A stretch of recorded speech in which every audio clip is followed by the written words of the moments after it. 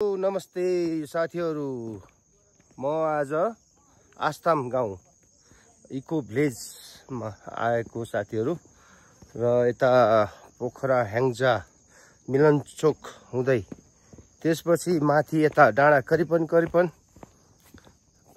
Kilometre दूरीमा होला है। एकदमै रमाइलो ठाउँ छ, हेर्न सक्नुहुन्छ यतापट्टि पछाडिपट्टि है। यो इको भिलेजको चाहिँ नि दृश्य हो, यहाँ हेर्न सक्नुहुन्छ यो प्लेस है। हेर्नुहोस् रमाइलो छ साथीहरू, आउनुहोस्। बगैँचा साससँग पिच छ, आउनुहोस् घुम्नुहोस् रमाइलो गर्नुहोस्। आस्ताम गाउँ र इको भिलेजमा म अहिले है। यताबाट तलपट्टि त्यो देख्न सक्नुहुन्छ साथीहरूले, तलपट्टि मिलनचोक है। मिलनचोकबाट हामी यता हुँदै त्यो डाँडाबाट पछि यतापट्टि भित्र हुँदै हामी यसरी यहाँ आइपुगेको। करिबन पोखराबाट चाहिँ नि आधा घन्टा 25 मिनटमा मजासँग आइपुग्न सक्नुहुन्छ है। पिच छ, तलको त्यो मिलनचोक हो। त्योभन्दा उता तल्लोपट्टि ह्याङ्जा बजार भइहाल्यो है। यो इको भिलेज साथीहरू है, आउनु सक्नुहुन्छ। आउनुहोस्, घुम्नुहोस्, रमाइलो गर्नुहोस्। मेरो यहाँहरूलाई शुभकामना छ।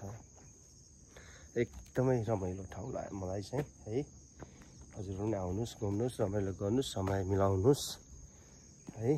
घुम्नुहोस् साथीहरू, मेरो यहाँहरूलाई फेरि पनि। कति साथीहरू त आइसक्नु भएको छ होला, कति साथी आउनु भएको छैन होला। नआउने साथीहरूलाई चाहिँ जानकारी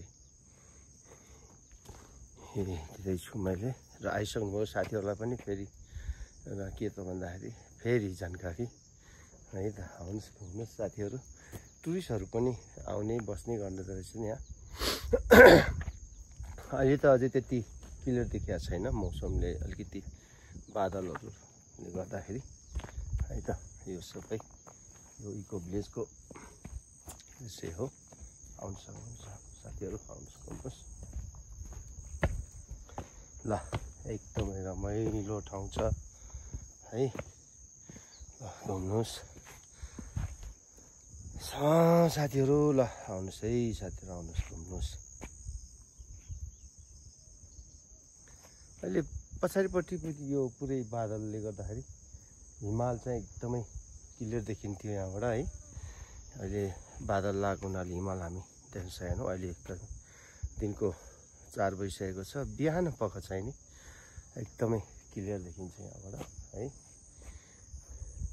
ल त साथीहरू, समय मिल्छ भने मिलाउनुहोस् र आउनुहोस्, घुम्नुहोस्, रमाइलो गर्नुहोस् साथीहरू। हस् त, नमस्ते, धन्यवाद।